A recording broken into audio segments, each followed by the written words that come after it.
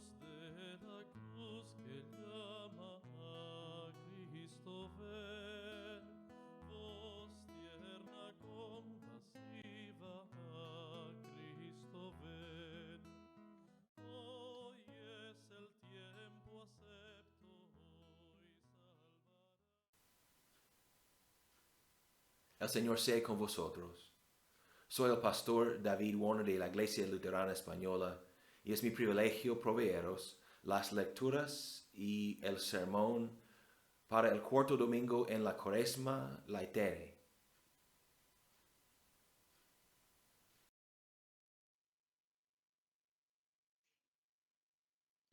La lectura del Antiguo Testamento para el cuarto domingo en la Cuaresma viene del libro de Éxodo, capítulo 16, versículos 2 a 21.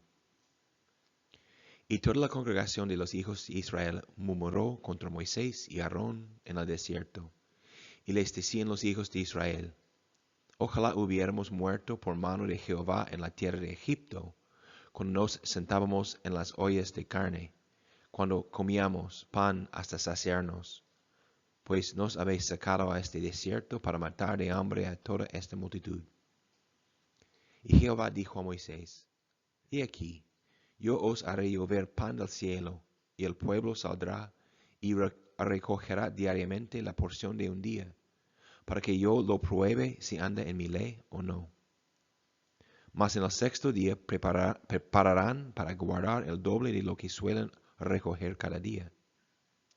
Entonces dijeron Moisés y Aarón a todos los hijos de Israel: En la tarde sabréis que Jehová os ha sacado de la tierra de Egipto, y a la mañana veréis la gloria de Jehová, porque él ha oído vuestras murmuraciones contra Jehová. Porque nosotros, ¿qué somos para que vosotros murmuréis contra nosotros? Dijo también Moisés: Jehová os dará en la tarde carne para comer, y en la mañana pan hasta saciaros, porque Jehová ha oído vuestras murmuraciones con que habéis murmurado contra él. Porque nosotros, ¿qué somos? Vuestras murmuraciones no son contra nosotros, sino contra Jehová. Y dijo Moisés a Aarón: Di a toda la congregación de los hijos de Israel: Acercaos a la presencia de Jehová, porque él ha oído vuestras murmuraciones. Y hablando Aarón con toda la congregación de los hijos de Israel, miraron hacia el desierto, y aquí la gloria de Jehová apareció en la nube. Jehová habló a Moisés diciendo: Yo he oído las murmuraciones de los hijos de Israel. Háblales diciendo: Al caer la tarde comeréis carne, y por la mañana os saciaréis de pan, y sabréis que yo soy Jehová vuestro Dios. Y venida la tarde subieron codornices que cubrieron el campamento, y por la mañana descendió rocío en derredor del campamento. Y cuando el rocío cesó de descender, he aquí sobre la faz del desierto una cosa menuda, redonda, menuda como una escarcha sobre la tierra. Y viéndolo los hijos de Israel se dijeron unos a otros: ¿Qué es esto? Porque no sabían qué era. Entonces Moisés les dijo: Es el pan que Jehová os da para comer. Esto es lo que Jehová ha mandado. Recoged de él cada uno según lo que pudiere comer, un gomer por cabeza, conforme al número de vuestras personas. Tomaréis cada uno para los que están en su tienda.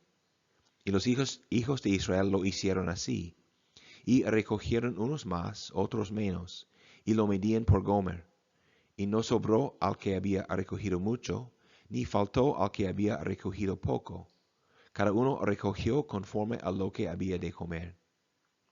Y les dijo Moisés: Ninguno deje nada de ello para mañana. Mas ellos no obedecieron a Moisés, sino que algunos dejaron de ello para otro día, y crió gusanos, y hirió, y se enojó contra ellos Moisés. Y lo recogían cada mañana, cada uno según lo que había de comer, y luego que el sol calentaba, se derretía.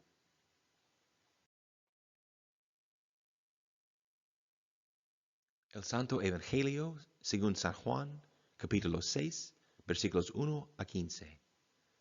Después de esto, Jesús fue al otro lado del mar de Galilea, el de Tiberias, y le seguía gran multitud porque veían las señales que hacía en los enfermos. Entonces subió Jesús a un monte y se sentó allí con sus discípulos. Y estaba cerca la Pascua, la fiesta de los judíos. Cuando alzó Jesús los ojos y vio que había venido a él gran multitud, dijo a Felipe: ¿De dónde compraremos pan para que coman estos?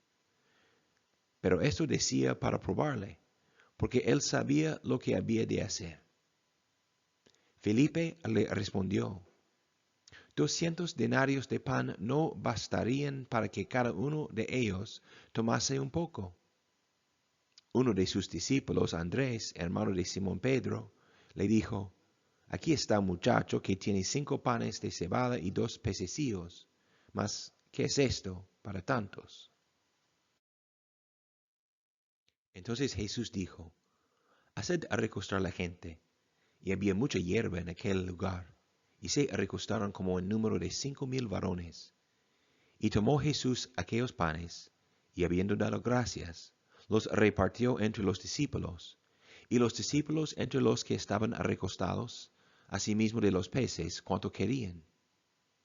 Y cuando se hubieron saciado, dijo a sus discípulos: Recoged los pedazos que sobraron, para que no se pierda nada. Recogieron pues y llenaron 12 cestas de pedazos, que de los 5 panes de cebada sobraron a los que habían comido. Aquellos hombres entonces, viendo la señal que Jesús había hecho, dijeron: Este verdaderamente es el profeta que había de venir al mundo. Pero entendiendo Jesús que iban a venir para apoderarse de él y hacerle rey, volvió a retirarse al monte él solo. Este es el Evangelio del Señor. Alabanzas a ti, oh Cristo. Gracia, misericordia y paz desde Dios nuestro Padre y desde nuestro Señor Jesucristo. Amén. La gente ha empezado a murmurar y quejarse. Su paciencia se está agotando un poco. La verdad es que hasta ahora no están pasándolo mal, pero la situación es completamente nueva y hay incertidumbre extrema. No mucho tiempo después de entrar en las dificultades, la gente empezó a murmurar y quejarse contra sus líderes y sus decisiones. Es cierto que el plan de acción fue radical, inédito, toda la nación involucrada en un cambio de vida total, sin ninguna consulta con los deseos y opiniones de la multitud. Decisiones desde lo alto para ser aceptadas por la nación, sí o sí. Tenemos que hacerlo, nos dijeron. La oportunidad de escapar de un resultado mucho peor depende de todos. Sí, tendremos dificultades, pero nuestros líderes nos dicen que tienen un plan y encontraremos los recursos necesarios para guiarnos a la seguridad, para que volvamos a una vida alegre. Pero hay que pasar algunas dificultades primero. Al principio había mucho entusiasmo, por un rato. El problema es que la gente no tiene mucha paciencia ni confianza en el plan. Parece posible que las necesidades más básicas, como pan y carne, no fueran disponibles. Hay preocupaciones, muchas. Cuando uno tiene mucho tiempo para contemplar un problema y también suficiente estrés, no pasa mucho tiempo antes de que las quejas aparezcan. La gente pregunta: ¿es verdad que nuestros líderes saben lo que hacen? ¿Estaremos bien bajo su dirección? ¿De qué líderes estamos hablando? ¿Estamos hablando de Moisés y Aarón, de la tribu de Leví, o de Pedro Sánchez y Pablo Iglesias, del gobierno de España? Es fascinante cómo podemos decir cosas muy parecidas acerca de nuestra situación actual bajo las medidas preventivas contra el COVID-19 y la situación de la nación de Israel 3.400 años en el pasado, cuando entraron en su viaje en el desierto en camino a la tierra prometida, sin saber dónde iban a recibir su pan de cada día. En ambos casos, toda una nación está involucrada en una situación grave, un cambio de vida radical que causa muchas dudas y se da innumerables oportunidades de quejarse, especialmente sobre la inteligencia y competencia de nuestros líderes y sus planes. En nuestra lectura del Antiguo Testamento, el pueblo de Israel enfrenta su nueva vida, recién rescatada de la esclavitud bajo los egipcios. A pesar de esta buena noticia, los israelitas no están seguros que prefieren la libertad, porque la libertad viene con condiciones nuevas y desagradables. En vez de vivir en casas, esclavos y pobres, pero con una rutina predecible, ahora están en el desierto sin saber cómo encontrar comida. Tal vez sería mejor ser un esclavo bien alimentado que un hombre libre y muriendo de hambre, ¿no? Es difícil decir. Hoy en día, estamos intentando evitar el peor resultado de la pandemia del COVID-19. Es un peligro nuevo y por la comunicación nueva podemos ver desde lejos el gran riesgo que corramos si no frenamos el virus. Bueno, el norte de Italia no está tan lejos y Madrid está al lado de todos nosotros. Además, estamos sufriendo un golpe económico y social muy fuerte. Todo para evitar que la epidemia sea horrible en España, para no sufrir un colapso del sistema médico, que no solo sería mal para los con COVID-19, sino que implicaría que no hubiera cuidado médico para nadie, hasta que el virus termine su curso de destrucción. En general, la gente está soportándolo bien, por ahora, obedeciendo a nuestros líderes. Pero hay voces, hay quejas. En particular, en una comunidad como Cartagena, donde vivimos mi esposa y yo, aislados del resto de España con poca evidencia de la pandemia, cuesta un poco más aceptar las restricciones. Pero no tengáis miedo. El Señor proveerá. El Señor provee según su manera. A mí no me gusta nada aceptar que no podemos reunirnos en persona para el culto. La capacidad de seguir en contacto a través del Internet es una bendición y entiendo que muchos de nuestros miembros ya tienen años de experiencia sobreviviendo como cristianos sin oportunidad regular de asistir a la misa luterana.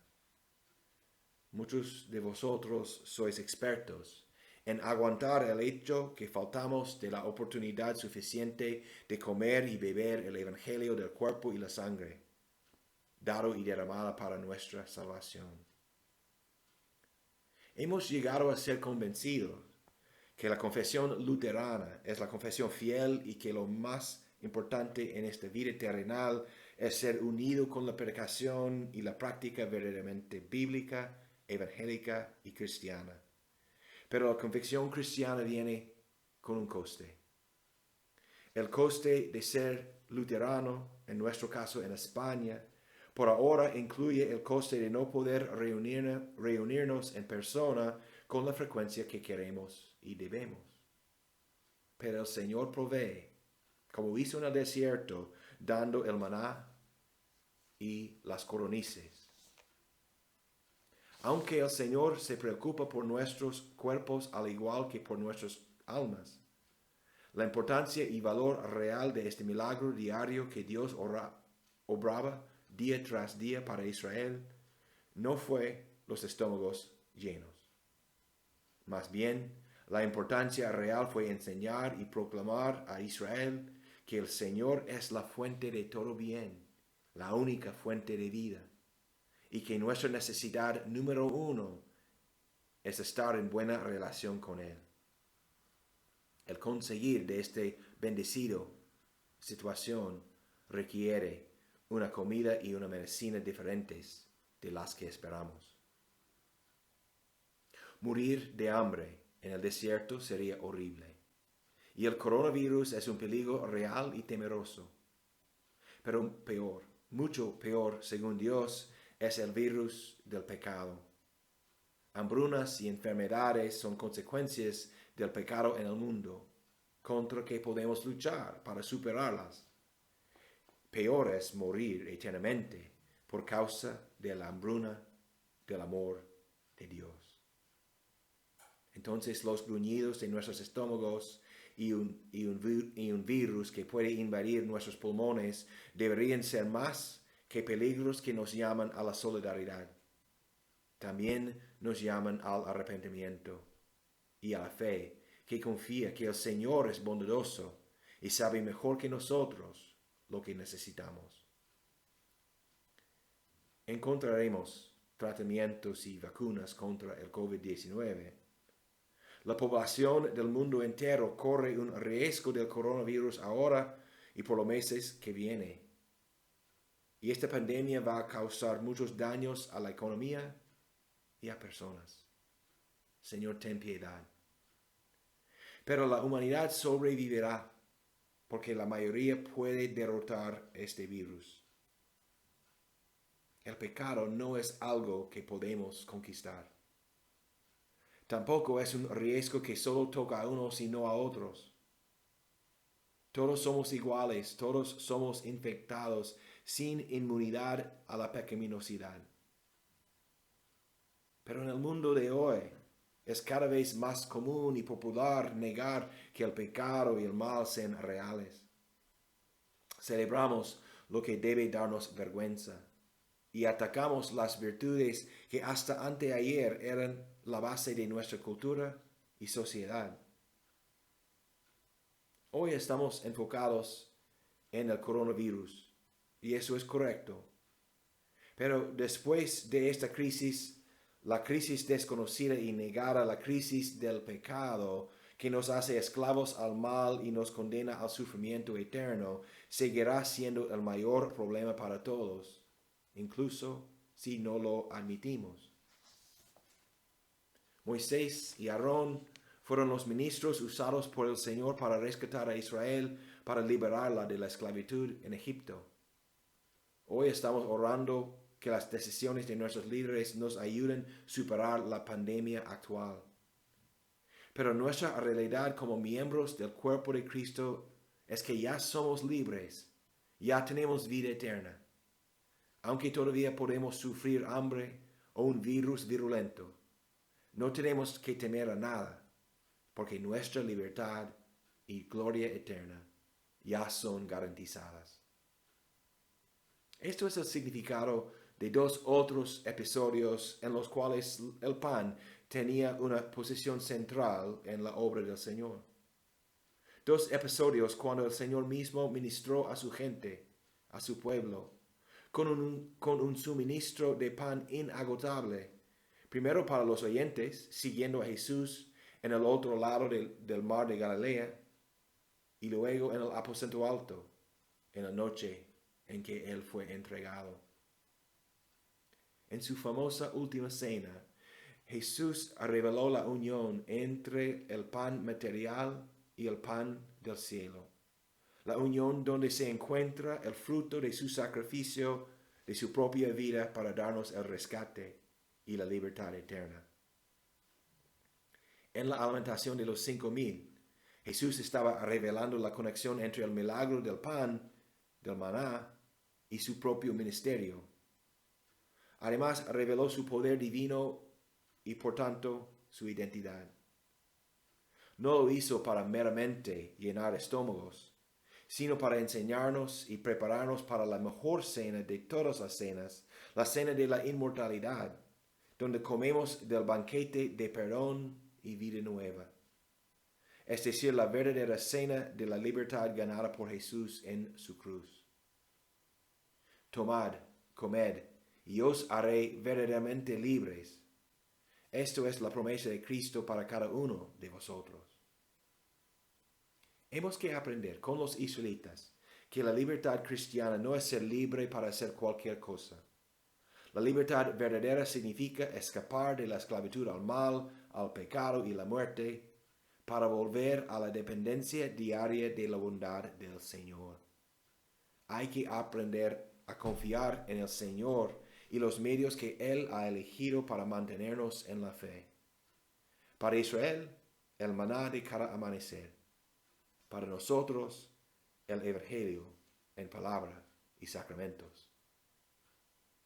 Como Israel, debemos vivir con nuestros ojos puestos en la tierra prometida, comiendo cada día el pan de vida que el Espíritu nos da.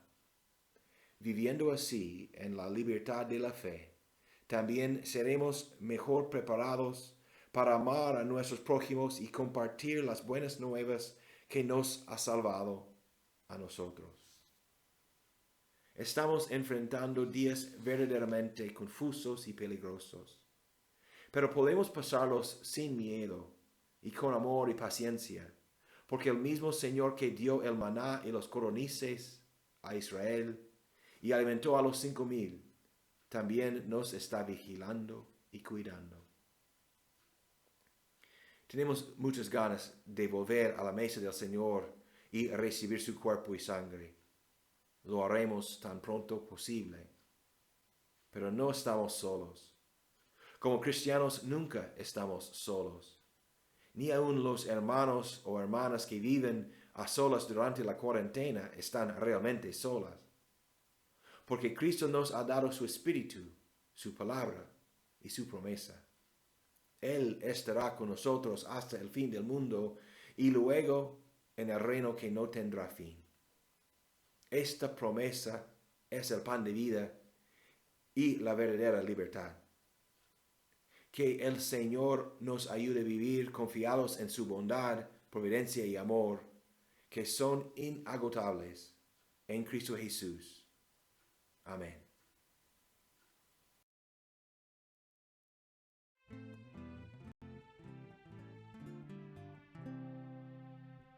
Castillo fuerte es nuestro Dios, defensa y buen escudo.